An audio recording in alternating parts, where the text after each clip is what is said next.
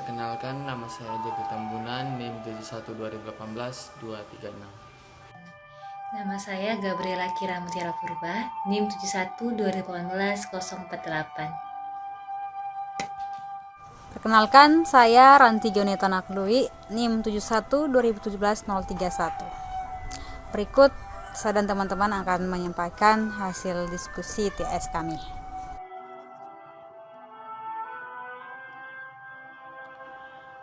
Bagaimana agama-agama timur memahami apa itu agama? Dalam pandangan agama-agama timur memahami bahwa agama itu sebagai suatu ajaran. Ajaran tersebut dipahami sebagai suatu bentuk yang tidak final, sehingga ajaran tersebut dapat berkembang sesuai konteks dan realita yang dialami. Dalam pandangan agama-agama timur, agama juga tidak memiliki sistem keagamaan, dan agama juga bukan suatu langkah untuk menuju kesempurnaan. Melainkan, agama dipahami sebagai proses perjuangan yang terjadi dalam kehidupan manusia.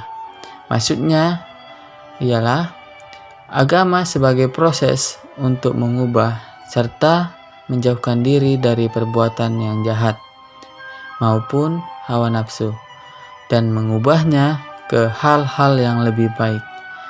Di sini, agama-agama timur lebih menekankan kepada pengendalian diri.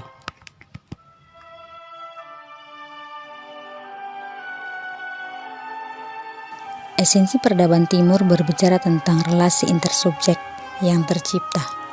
Dalam relasi intersubjek tersebut terdapat 3 aspek yang menjadi karakteristiknya, yaitu aspek responsibilitas, etik, dan timbal balik. Berdasarkan 3 aspek ini, kita dapat memahami bahwa peradaban timur menekankan pada peranannya masing-masing subjek. Penghayatan intersubjek ini menjadikan peradaban timur menganggap bahwa keselarasan atau keseimbangan adalah hal yang sangat penting, baik hubungan antara manusia dengan manusia lainnya, sang pencipta, dan juga alam semesta. Peradaban timur juga memahami bahwa perbedaan adalah sesuatu yang harus dirayakan, bukan menjadi ancaman. Keberagaman tidak menjadi alasan untuk menimbulkan perbedaan, perpecahan, konflik, bahkan kekacauan. Sikap toleransi dan terbuka akan perbedaan menjadi ciri khas peradaban timur.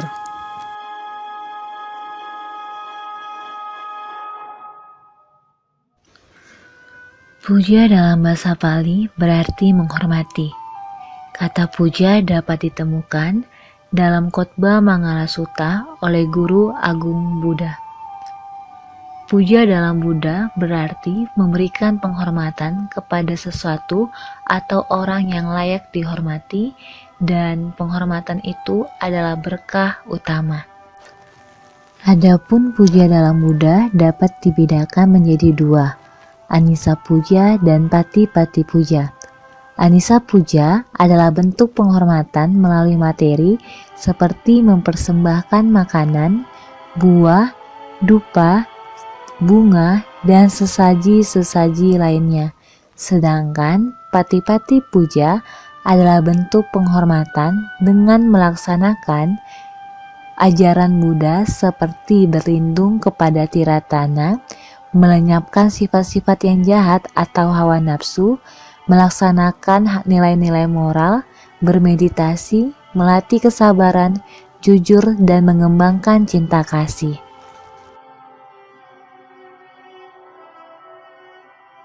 Seperti pada materi puja dalam agama Buddha yang memiliki arti yaitu penghormatan terhadap alam maupun seseorang yang layak dihormati. Nah, dari hal tersebut kita dapat mengkaitkannya pada poin yang nomor 1, yaitu tentang esensi yang ilahi. Nah, menurut saya segala sesuatu yang ada di muka bumi ini, baik itu tumbuhan, hewan maupun manusia, itu memiliki esensi dari yang ilahi tersebut. Nah, maka dari itu ritual puja dalam agama Buddha itu dilakukan semata-mata untuk menghormati yang ilahi tersebut, karena dalam alam maupun orang tua yang layak dihormati itu memiliki esensi dari yang ilahi tersebut. Puja dalam Buddha. Yang kita ketahui bahwa Buddha mengajarkan kita bagaimana saling menghormati yang layak dihormati dan bagaimana kita menyadari kemampuan diri kita dengan tidak melakukan hal-hal yang jahat. Dan dikaitkan dengan poin nomor 2, bagaimana pentingnya memunculkan kesadaran respon praksis atau fokus yang berpijak pada apa yang nyata sekarang ini. Maka dapat saya katakan bahwa puja dalam Buddha mengajarkan kita untuk tidak begitu cepat menilai sesuatu dan menghakimi sesuatu dengan tidak melihat pada kenyataan. Tetapi bagaimana kita merespon sesuatu dengan pijakan yang kuat, baik pada diri kita sendiri, baik lingkungan kita, sehingga tidak menimbulkan rasa kecurigaan atau tidak ada yang merasa dimanfaatkan. Saya akan menjelaskan puja dalam Buddha dan kaitannya dengan poin ketiga tentang pengolahan keinginan. Berbicara tentang puja dalam Buddha bukan hanya bicara tentang sesaji saja atau persembahan, tapi puja dalam Buddha juga bicara bagaimana kita dapat mengembangkan nilai-nilai yang baik dari dalam diri kita dan menyangkal hawa nafsu atau kedagingan kita. Nah, hal ini juga erat kaitannya dengan pengajaran Buddha terkait jangan sampai kita memiliki keinginan dan bahwa kita terikat pada hal-hal yang semu, dan hal-hal yang semu itu akan membawa kita kepada penderitaan. Nah, oleh karena itu dalam puja dalam Buddha ini sangat ditekankan bagaimana manusia atau bagaimana kita mengendalikan diri kita, mengolah keinginan kita, jangan sampai hal itu menimbulkan kesengsaraan bagi kita. Analisis kelompok puja dalam Buddha dan kaitannya pada poin keempat relevansi, keselarasan terhadap dua kutub yang berbeda adalah puja dalam Buddha berbicara bagaimana manusia dapat menghidupi nilai ajaran yang diajarkan oleh Buddha. Salah satu ajarannya dikenal dengan 5 hukum kemoralan atau Pancasila. Dalam hukum pertama berbicara Panatipata Veramani Sikapadam Samadhyana.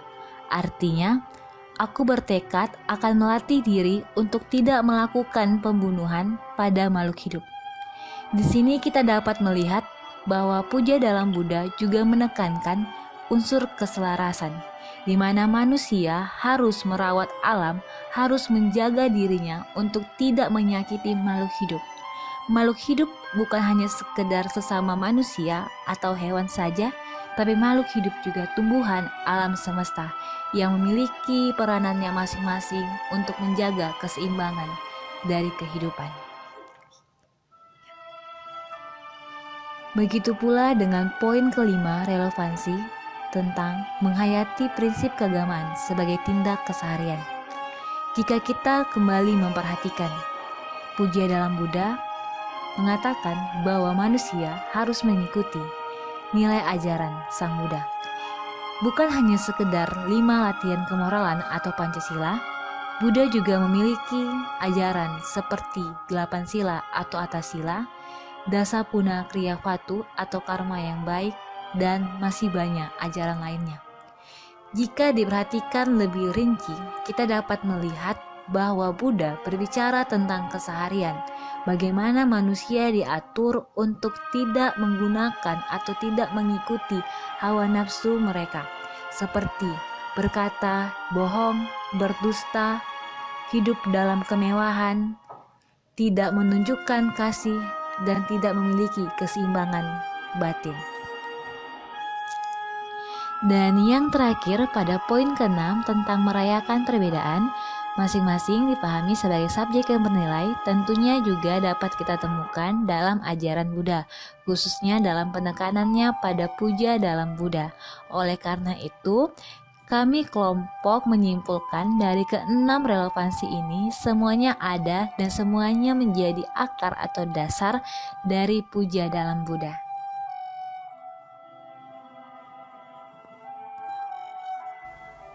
Selama 1 semester ini, banyak hal yang saya dapati dalam pembelajaran agama-agama timur, terkhusus mengenai Yang dan Yin. Seperti yang kita ketahui bahwa Yang dan Yin ini mengandung arti dua hal yang berlawanan tetapi saling membutuhkan, seperti ada malam dan siang, wanita dan pria, baik dan buruk, dan lain sebagainya. Nah, hal yang membuat saya tertarik, yaitu tentang keselarasan tadi. Bagaimana kita dapat menyeimbangkan antara kedua hal yang berlawanan ini untuk membangun suatu hal yang baru. Selama 1 semester ini, saya mendapatkan banyak pemahaman baru, khususnya bagaimana kita dapat merayakan perbedaan yang ada. Hal ini sangat menarik bagi saya pribadi melihat konteks Indonesia adalah masyarakat yang majemuk. Seringkali kita mudah mengkafirkan orang-orang yang berbeda keyakinan dengan kita. Nah, ini menjadi sebuah teguran bagi kita bahwa kita punya nilai-nilai luhur, kita adalah orang timur dan kita punya falsafah yang sebenarnya bisa kita hidupi terkait bagaimana kita bertoleransi, kita terbuka pada keyakinan orang lain, kita membiarkan mereka juga menghidupi apa yang mereka percayai, dan jangan mudah memberikan label yang tidak sesuai dengan keautentikan mereka. Jadi stop menghakimi. Yang saya dapat dari kelas agama-agama timur tentu sangat bermanfaat dalam membantu saya memahami bahwa tradisi dan kebiasaan agama-agama lain itu tidak salah. Selama ini saya beranggapan bahwa kebiasaan dan tata cara agama-agama lain itu salah. Namun itu adalah cara yang membuat mereka nyaman dan merasa bahwa kebiasaan mereka itulah yang membawa kesucian mereka kepada Yang Maha Kuasa. Nah, di sini saya juga sangat berterima kasih bahwa dari agama-agama timur ini mengajarkan kita bagaimana kita menghargai tradisi dan kebiasaan penyembahan kepada Yang Maha Kuasa itu menurut agama-agama suku kita, menurut kebiasaan dari daerah kita masing-masing.